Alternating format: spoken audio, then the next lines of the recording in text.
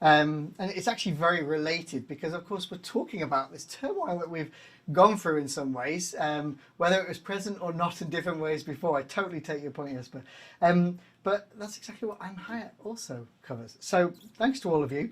We'll be back for more really soon. But now's a chance to hear from Anne. Anne Hiatt is a Silicon Valley veteran with 15 plus years experience at two of the biggest and most well-known, you could argue, companies in the world, Google and Amazon. And it's also given her access to the leaders of those companies. You may have heard of them and their styles of leadership at the time as well. She's had to ride the dot-com bust in the early noughties or 2000s, the financial crisis around 2008, and setting up her own business as well during this pandemic, which of course hasn't gone away. It's fair to say that Anne has a thing or two to share about the best practices of surviving and thriving during a crisis. She has a podcast of her own as well, Bet on Yourself, and a book later on its way later on this year. So we caught up with Anne a few days ago, starting with a look at her career and how it all began. Check this out. I'd just like to throw this at you. You say of your time at the beginning of your career, I was very young. It was very intimidating, but I knew that was never going to happen again. The internet was never going to be invented again. E-commerce was never going to be invented again. And I wanted a seat in that room. Working for leaders, I wanted to become like. And Hiatt, welcome. It's safe to say you did become a leader in your own right, and now you're passing it on, helping others realize their potential as well. What goes through your mind when you hear someone read back to you all your achievements? I don't feel as fancy as that all sounded. I really don't. It was. Thank you for that overly generous introduction and welcome. It has been quite a ride. I feel supremely privileged to have been in those rooms and witnessed those moments that will never happen again. And I'm thrilled that I can share a bit of what I've learned on the other side of it all with everybody today. So thank you for having me. Thanks, Anne. And I mean, there's plenty we could talk about regarding leadership, it's fair to say. But actually, in line with the event today, I'd like to focus in particular on how we can improve leadership and what you can share in that sense there. How to future-proof or sustain leadership, if you like. So I'd like to hear a little bit more about how you came to focus on this idea of improving leadership. My entire career, I've been surrounded by some of the best leaders in the world and witnesses both their best practices and also, equally important, a lot of their mistakes. And so I think the lessons learned through that experience really drives me in my new career post-Google, in consulting with CEOs around the world, and also in speeches, putting together the podcast, the book, are all similarly motivated. I feel like I had this unprecedented elite education sitting at their sides for those 18-hour days for the last 2 decades. And I feel really firmly about democratizing the internet. We need more voices, more diverse perspectives, more companies outside of Silicon Valley. We need more representation. I think if we learned anything in 2020, it was that we needed more leaders in the world, not fewer. We need people to actually take some ownership over these really important voices and causes and issues that have been brought up for us. And if I can be even a small part in inspiring that and helping someone recognize themselves as a leader or an entrepreneur when they might not have otherwise identified that way, that's also really meaningful to me. So I want to do anything I can to support global entrepreneurship. And that was a big motivation, honestly, for stepping outside of Silicon Valley and taking a chance, moving myself to the other side of the world and starting this next phase of my career here in Europe. Thanks, Anne. I'm not going to throw too many of your own quotes at you, I promise, but there's one more thing you said that really caught my eyes. I love applying the lessons of innovation, ambition, growth at scale, and forward-thinking leadership that I learned at Amazon and Google to expanding businesses and individual careers. Now, anyone who either knows you, knows your business, caught one of your talks, like the South by Southwest one, they might be familiar with this idea that you've modeled and invented yourself around personal ROI. Recognize it, own it, implement it. I'm not going to steal your thunder. I would love you to be able to expand on that and pack it for anybody who hasn't come across it. Sure. I'm really excited to share this because it's a big principle in my upcoming book. And I put together this ROI. The traditional definition, of course, is return on investment, which absolutely applies. But my spin on it is for the R is to really recognize. And that's about how you're defining success for yourself. I think being future proof is making sure that that definition comes from yourself and not external pressures or expectations of your family or your culture, your industry, your gender, whatever it might be. So, really defining for yourself what success means to you and taking some ownership over that.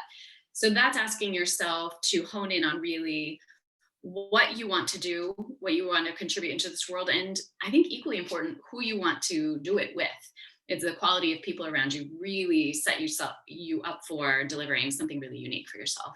I think it's also an important part of what I call engineering serendipity, which we might get into a little bit more. For me, engineering serendipity is about knowing what you want so that you recognize opportunities in their infancy, maybe a little grain of an idea or an opening in a door. You know where you're going, so you recognize it when it crosses your path, and it otherwise might have just passed you by and you might have missed it. So that about recognizing is knowing what you're looking for and what you're seeking out. The O is about owning it. This is about reinvesting and reinventing yourself over and over again across your career. I absolutely have done that. I find I go in about 3-year cycles on this, which is an interesting pattern to recognize in retrospect. So this is about crafting some really big dreams, believing in yourself, in your uniqueness, leaning into that where you have a diversity of experience or thought, and reinvesting in your skills consistently, up leveling, learning new things, remaining curious, and not considering your comfort zone actually your comfort zone, recognizing that that's actually pretty dangerous and you want to live on the edge of that comfort zone and consistently push yourself out of that. I think a third element of owning it is consistently investing in your network. Again, this goes back to the people you're surrounding yourself with and making sure they're people who keep you curious, help you question your own status quo, give diversity of thought and opinions, and really taking some advantages of pivot moments, which we're all in right now, using that to our advantage instead of disadvantage, and working towards our end goals and seeking constant improvement. And that leads us to the last step, which is implement, which is really that endless cycle of putting in the hard work, pivoting, taking in those successes or those failures. I don't even use the word failure really, because it's all just learning, the learnings that we have as we go along and pivoting with that. And that's how we create an action plan. How are we going to take this concept of what we want to do and what we want to be, and how do we create something that's purposeful and proactive rather than being reactionary in our lives? And that's really how you turn your dreams into a reality of what you're doing today. So that's ROI. Thank you very much. I'd like to step back then and kind of look into them a little bit further, if that's okay. Let's start with recognize. Of course, it makes sense to start at the start. What is it about good leaders? What do they recognize in themselves during these pivot moments? I think good leaders need to remain two things: very humble and very curious. Probably the most frequently asked question I receive is tell me the common denominators between these great leaders you've worked with. What makes Jeff and Eric similar? What is this best practice I can adopt? And if I think people are consistently surprised that my answer is humility and curiosity. You don't think of these larger than life celebrity CEOs as being defined by their humility, but that is 100%, in my opinion, the reason why they stay innovative and effective on their teams. So I think it's important to consistently look inside ourselves, see if there's opportunities where we could learn something new, we can stretch ourselves outside of our comfort zone, where we actively seek out feedback from our peers in our environment. You can do that in a formal way. For example, at Google, anyone who gets promoted to a VP or above goes through a formal 360 review where they do an assessment on themselves, but also those who work and report to them do that as well, so they can see if there's a disconnect between the way they think they're being perceived or if they're being effective and the way it's actually translating onto their teams. So that's a formal way of doing it. But you can informally create some systems, empowering the people around you to give you that feedback very consistently on a daily basis, creating that psychological safety where they feel like they have that permission, not only the permission, but really that you seek it out and you demand it from everyone around you. And I think that's something that Jeff Bezos and Eric Schmidt do exceptionally well. And in that assessment, a self-assessment or that feedback you're getting from your team or your peers, really think about what strengths you need to develop. What are your greatest strengths and how can we maximize that in your work? Maybe also some things that are areas of weakness where you want to make sure you've hired really well and that you're delegating to people who have that as a strength.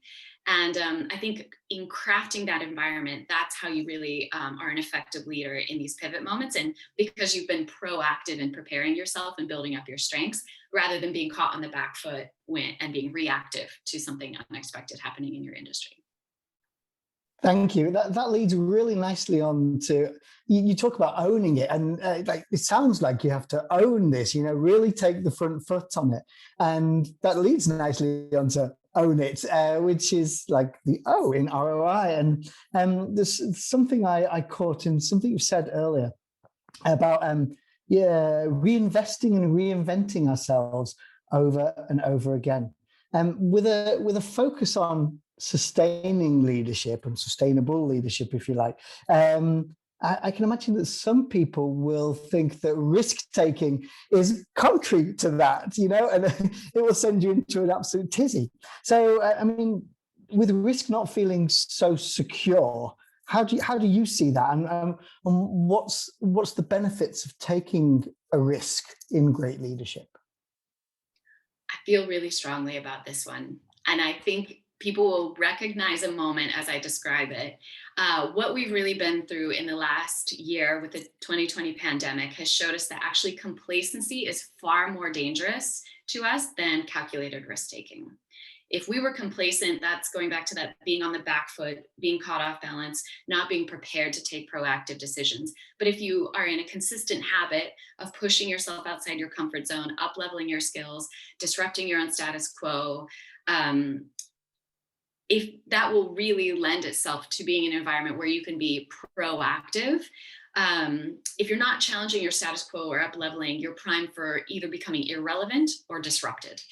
And I think that's what's happening right now. Most of my clients have come out of the pandemic on the other side better off than they were before, because they were prepared to take some risks. They had already been doing that data gathering. They've been watching their dashboards. They've been reinvesting in where they were getting good returns.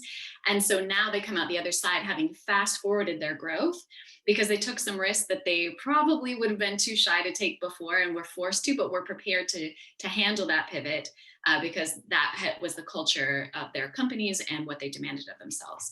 So I think staying curious and humble comes into play here is again. And it's also how we don't become the next Blockbuster or Kodak, where you're at the forefront, you are the gold standard of your industry, and then you don't recognize an opportunity to pivot into new technologies or take advantage of the changing opinions of your consumers or their behaviors. If you're not ready, if you're not seeking out that and you're just in a reactive mode, that's when you're primed for disruption. Thank you. In terms of this kind of second part, or one of the many parts of owning it that you mentioned, was about this idea of setting expectations and disrupting the status quo, as you've just mentioned. I mean, what does that look like from a leadership perspective? I like to, I did not invent this term. I should look up who does. Because I this all the time, but there's something called the hippo effect that we talk about a lot in Silicon Valley. Hippo stands for the highest individually paid person's opinion. And once the hippo has spoken in a room, innovation tends to stop. So I think one thing that we can do in this to disrupt the status quo is actually just by being quiet for a little bit longer and encouraging and demanding other voices in the room to participate. So to avoid the hippo effect, you need to have given a clear vision, a top-down vision of where we're going. So we all have a common North Star, but then you encourage bottom-up innovation by creating some systems of feedback, having an open door policy, getting the junior members of your team to feel empowered to speak up and offer their opinions earlier. And then you get really innovative voices because these novice opinions, they're not burdened by the way that things have always been done. They don't even realize they're being disruptive. They're just coming at it from a different experience or perspective. And so avoiding the hippo effect is how you stay really innovative and on the front foot of that. The hippo effect is not something I've heard of before. This is wonderful. I too will go and look it up and just find out a bit more, but it makes such sense. So coming on to the implement stage, you talk about these moments of serendipity, these beautiful moments of serendipity. You know, serendipity is a beautiful thing. I'm really keen to know what yours are, and maybe what those are of some of the leaders you've come across as well. Like, and what should aspiring leaders be looking for in terms of serendipity? I think engineering serendipity is my career in a single phrase.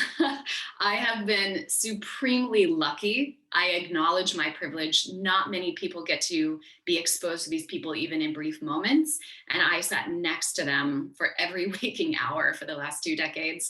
And that is great luck. But I say engineered serendipity because, yes, I was lucky to get in that first room, which created this ripple effect that created this career I never would have dared dream of. But I was lucky to get that first interview. But once I did, and I recognized the privilege of watching this irreplicable moment in time, I chose to work harder than anyone else in the room. I was not only going to outwork everyone, I was going to outcare everyone. And trying to outcare everyone helped me be not only reactive in the assignments I was given, but very proactive because I was so passion aligned with what my leaders were trying to accomplish, what we were putting into the world, that no one had to ask me to work 18-hour days or come in on the weekends. I just didn't want to miss it. I wanted to be there in those magical moments where something finally clicks and the war room produces the solution we need, or the launch goes really well, or it doesn't, and I want to be part of the solution for helping fix it. If you have that attitude of knowing what you want to get out of the environment, you can be really proactive and create some opportunities for yourself. And I think I really look for that in an environment where I think there's 3 things I really credit my career to. One was I worked for leaders I wanted to become like, as you mentioned earlier. That was really, really important to me. Not only leaders that I liked and enjoyed, but ones that I wanted to become like. 2, I was in disruptive industries. It was a pace that I found really thrilling, and something that kept me on my toes and led to my 3rd most important value in my career, which is I wanted to always be in environments where I was going to be learning as much as possible. I think those 3 things together are how I created and engineered some serendipity that even if I had been in those rooms and been in that junior most role in Jeff Bezos's office, it could have remained very reactive and I could have been easily forgotten. But by recognizing what I wanted to get out of it and being really proactive about it, I created some opportunities to sit in rooms that I otherwise never would have been invited into, and owning some projects that I had no business being in charge of. And that forces you to learn really fast. It sounds like you just had the magic ingredients at the right time, and it's fun that you mention being a junior or having a junior role, because I guess there's a workforce now that is much younger than myself, at least, starting out, and they are starting in junior roles, starting on their careers. Others are looking to repurpose their careers, and you've spent a lot of your time focusing on leadership strategies as such. But what about this millennial workforce, where their expectation, their needs and wants, their demands even, slightly different than perhaps when we entered the job market? What should leaders consider in that respect for the millennials in the workforce? I think that's such an important question for the future of our companies and careers, is knowing how to pair well with this generation that's just coming into the workforce in a really strange moment in time. I think millennials actually offer us a wonderful opportunity to recenter our work, our companies, and our contribution to the world on what we're most passionate about. All of my CEO clients, regardless of whether they're at $100 million valuation or if they're raising their Series A, all of their questions really come back to the conversations around what is your mission, what is your vision, and what are your values. And I think millennials are craving that, not only craving it, they're demanding that of the employers that they come. It really informs their spending as a consumer, and it absolutely informs their career choices. And I think that's a great opportunity for all of us to do the same. A lot of the complexities that come when you're scaling, when you're expanding, when you're pivoting, like we all are right now, those all those conversations come back to what is your mission, vision, and values of the company, because the answers lie in that. If you haven't properly defined that for yourself, you're going to become really disoriented as you pivot. But if you have that well-defined North Star and something that is beyond just a slogan on the wall in our lobby, when we return to offices, beyond that, is it part of your conversations? Are your leaders, are your junior employees quoting that mission statement as they're trying to make really hard decisions? Is that something that's part of your vernacular? Is that the vocabulary your company uses? If not, it's not having the impact or the intended purpose of having a well-crafted mission statement. And I think millennials help us recenter on that. I think they also come with a big challenge, because a lot of them in the Instagram world, you only are presented by the end of someone else's story. You very rarely are exposed to the messy middle. And that's a big challenge, because they get frustrated very early because they expect to be able to perform at that level. Let me tell you, if you sat next to me for the 3 years I was at Amazon, it was all messy middle. There was no polish, there was no shine. It was just making it up as we went, myself and everyone around me included. And I think that was a real gift. Because if I had gone into a company where everything was perfect and polished, I would have been so intimidated. I wouldn't have volunteered to do things that I did. Looking back, I see how brave I was. Back then, I just was too naive to know that I had no business doing any of that. But I came into an environment where we were all doing things that none of us knew how to do, because no one in the world had ever done it before. And that gave me permission to step outside of my box, to not only take on projects that I felt I could perform perfectly, but to challenge myself, because I saw that behavior around me at every level in the company. And I think that's the greatest luck and joy that the universe could have given me at that stage of my life, because it allowed me to overcome my natural perfectionist tendencies and to take some risks, make some really big mistakes. But I had permission to do so because that's the environment I was in. So hopefully we can lean in to the strengths of what the millennials are bringing and help them overcome some of those things that might hold them back, that they probably don't even realize are affecting them. Thank you. It's absolutely fascinating. I love that you call this a gift. The positive kind of perspective on that messy middle. Great terminology, by the way. I hope that's in your book. The messy middle, or this complexity, as you called it earlier, as well. I think that's so relevant to the times that we're in. We all have different lives, different backgrounds at the moment, and we're all dealing with the pandemic in a very different way. And while you're talking, I just made a little note to myself as well, that as someone who works for a design company, and we're always looking at things that are design challenges, and this feels very much like a design challenge.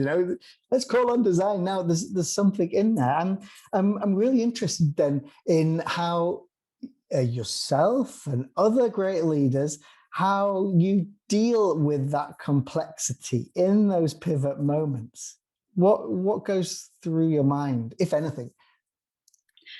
It's a great question. This is really, really important to get right. And I think that leaders have been tempted to overcomplicate this. And again, I think it comes back to the basics of why you're there, what's your mission, what are we doing together, where are we trying to go? Because otherwise it can be very disorienting. So the basics for me, really the best practices I've seen across all my clients in the last year and a half has been, one, over communicate. You think you've said something, but actually research shows that people need to hear something 7 times before they really actually internalize it. So you might be like, I feel like a broken record, but no, really over communicate, especially in moments of pivot or change, making sure that people hear it, they feel supported, they've got psychological safety, not only communicating what we're going to do and what we're pivoting to, but show them the math. Show them what we're solving for and why this is the solution. Because if they understand how you created this equation for where we're going, they feel more sense of ownership and understanding of how they're going to interpret that through their work now. I think some leaders make the mistake of not communicating it enough and not communicating the why of the what they're asking them to do. So that's first. Second is, I mentioned earlier, making sure you have an open door policy. This is essential while we're still remote from each other, and as we're transitioning into kind of a hybrid model of coming back, but not being totally together as we were in the past. Having an open door policy is really important so that leadership feels more accessible and not less. A lot of my clients have had really good results doing something I call office hours. inspired by the university environment, where you have this lecture and you're up there and you're presenting to your company and you think, great, we all have the same plan. And then they go to do their homework, they go to do their job, and they're not quite sure how to interpret it. You want them to come to office hours so that not only your leadership team, your direct reports is coming to you, but any level of the company can come and ask a quick clarifying question. So maybe the junior most intern on your team has an opportunity through office hours to sign up for just literally a 30-second question. These moments we used to do around the water cooler. If you have a time on your calendar where they can just pop in for a quick question that they never would have been brave enough to go to your assistant and be like, because they don't need 30 minutes, they need a quick gut check. My CEOs who have adopted this have had amazing ideas come to them that they never would have been exposed to otherwise. And it really helped this junior level of their company feel aligned and valued by their leadership. So I recommend giving that a try. And then I think really doubling down on focusing on the culture. You might have onboarded some people you've never met in person. Maybe it was a Zoom hire. You maybe had to pivot the way you celebrate your big wins or the way that you internalize your culture. I think doubling down on that is essential right now so that people feel a sense of pride and identity around being part of what you're building. And maybe that's a very American perspective because we are naturally defined by our work. But I think celebrating the culture of what you're doing and why you're doing it helps everyone come together. And that's how you get that grit factor. That's another commonly asked question by my clients is, how do I keep people really gritty while we're kind of in this pandemic fatigue? And I think that alignment of culture and why we're here and why we're doing it is how you get that next level of grit while we're all waiting for the light at the end of this tunnel. What do you mean by grit? What exactly do you mean by that? Grit is a term coined by a behavioral psychologist, Angela Duckworth. She has a book by that same title, Grit. Highly recommend it. One of the most influential books I've ever read. And grit is that factor where you get an extra, what's the best way? She phrases it so beautifully. I feel like any one sentence summary isn't going to do it justice, but it's that factor of the people who go the extra mile. They're so committed and so value aligned that they anticipate needs. They do things before they're asked. They're very, very proactive. So these are ambitious, highly intelligent people who, given the right understanding of our North Star, are going to proactively take some steps to get there. So imagine sandpaper, for example. The higher the grit, the more impact it's going to have on the work. And so this is how you get those highly motivated people to be really effective in your company. That was a terrible summary of a beautiful book. Please go read Grit by Angela Duckworth. It's one of the most important things in business and also a really good playbook for how to get the most out of the millennial generation, for sure. But thank you. And I love the analogy of the sandpaper. It makes total sense to me when you explain it like that. So I think you explained it really well. And talking about books, I mean, you have your podcast, which I recommend everybody go and listen to. I really love it. And then you've got your book coming out soon. I mean, it wouldn't be right of me not to ask you about your book a little bit. Just so, it's coming out later this year, and what can we expect to find in it? Thank you. I am really excited about it. It's been a labor of love. It was delayed because of the pandemic. It was supposed to already be out, but we've pushed it to October. So it'll be available for pre-sale mid-June. And the publication date in the States is October 12th. It will be coming to Europe shortly after that. It's titled Bet on Yourself, as you mentioned, same name as my podcast. And it's really about how do you create opportunities for yourself, especially when options appear limited on the surface. So it's whether you're in that junior most position at the beginning of your career, or maybe you're mid-career and really wanting to be acknowledged as a leader, take on a new client, be recognized for promotion, get into that senior leadership category, or as a CEO yourself, how do you get this out of your employees and how do you demand that of yourself and continue to up-level and focus yourself not only on today, but looking at that long-term legacy that you're trying to build. So these are some of the best practices that I've seen from these celebrity CEOs I've worked for. I then use my own career story as a lens to show you that it doesn't just apply to them. It can be applied by us normal humans in our normal looking careers. But I think Jeff Bezos and Eric Schmidt might feel a little inaccessible to most of us. But I've interpreted that of how did I channel their best practices into my own life and what did that look like? I share a lot of mistakes I made along the way, but it's full of some best practices and I wrote it to be very actionable. You can read it as a story, where you can kind of experience the crazy journey that was my career in the early internet days. But then also it's very applicable. They have the ROI challenges at the end of each chapter, where you can then go back and reflect and implement some of those best practices and recommendations into your career and accomplishing your goals today. So I'm really excited about it. And season 3 of Bet on Yourself podcast is going to be all around the book. I've got some spectacular guests lined up for it. You're not going to want to miss it. I am even like wowed by the people who've said yes to be interviewed on this. So stay tuned. There's some great surprises coming. What a great teaser. I'm going to go and order my book as soon as I can. When's the podcast coming out? When's the season 3? Is that? Season 2 at the moment. I think it's in 5 weeks. I think season 3 will start. So it's a nice teaser for the book while we're in pre-sale. I'm going to set my alarm for that one, Anne. Thanks very much. Hey, time's up, but thank you very, very much for sharing everything. You're so open about the whole process, all your thoughts. I absolutely love it. I learned a lot. I think other people will have as well. And yeah, thanks very much. It's been such a pleasure. Thank you, Phil. I had so much fun. Next time in person, I hope. I hope so too.